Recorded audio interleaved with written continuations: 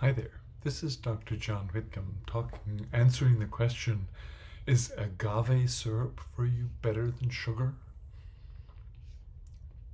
Interesting question. Well, it's actually essentially just a head fake, and this is to confirm for you that fact.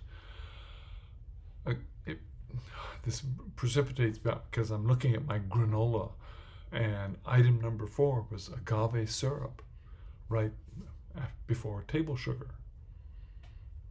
Well, that's interesting. How come that's listed that way?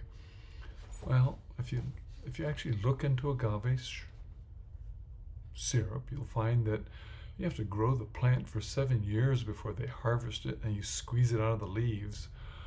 And it's about 60% fructose and about 20% glucose and a bunch of other little sugars. So essentially, it's high fructose corn syrup. It just comes from a different source. It takes longer to grow, but you can grow it in the desert where other things don't grow as well. And why is that happening? Well, the FDA requires food companies to list the ingredients in the order in which they're listed. And if it's more than 80% content from another food source, you can call it by its food source name instead of calling it high fructose corn syrup. Well, there's actually, if you Google and look up names for sugar, you can find multiple lists, some of which have 50 to 55 different names on them that you can find for sugar. Don't be fooled by them. They are all sugar. And table sugar is sucrose, which is a fructose hooked together with a glucose. Glucose you have enzymes to respond to and have a way of managing, but fructose you can't manage it. Fructose just floods into your liver very quickly, overwhelms your liver, and actually forces you to use an ATP molecule to phosphate it, to put a phosphate molecule on it. And when you do that, you deplete your ATP, and in a frantic rush to make more ATP, you take 2 ADPs to make it ATP, but you're now left with a adenosine monophosphate that turns into uric acid. So having high fructose foods instantly raises your uric acid.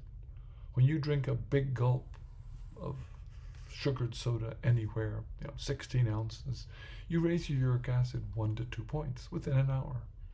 That's how dangerous it is for you. Uric acid is clearly implicated in causing and maintaining metabolic syndrome, and you're off to the races. What's the bottom line? The bottom line is whatever source of fructose you get, it's dangerous for you unless it comes wrapped up in the whole fruit. There's something about the fiber and the whole fruit that makes a whole apple okay. But apple juice isn't so good. And any of those 50 names of sugar aren't so good. Just get used to that idea and say, I have to cut my sugar down. Now, we're actually doing a pretty good job. We peaked at about 18% of our calories being from sugar some 20 years ago, and we're down to only 13%. We're better off if we're below 5%, better off if we're below 2%. The more sugar you can cut, probably the better off you are. Dr. John Whitcomb, does any benefit to having agave syrup? The answer is no. It's horrible. Bye.